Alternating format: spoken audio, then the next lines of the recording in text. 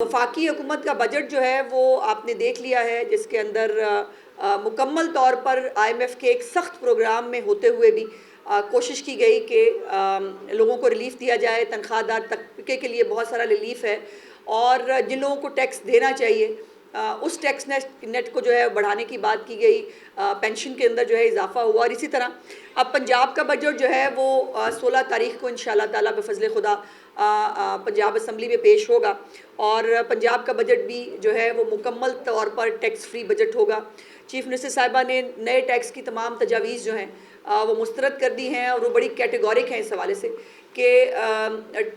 नए टैक्स लगाने की बजाय जो लोग टैक्स नहीं देते उन लोगों को जो है वो टैक्स नेट में लाना चाहिए। और ये आप सबको मालूम है, पंजाब के लोग बहुत अच्छे से जानते हैं और अब तो बाकी सूबों के लोग भी बहुत अच्छे से जानते हैं, इसीलिए आपको कभी कभार जो है वो कहीं से जलने की थोड़ी बहुत बू भी आ जाती है कि मरीम नवाज़ साहिबा के होते हुए जो है पंजाब के अवाम को कोई तकलीफ़ नहीं हो सकती। और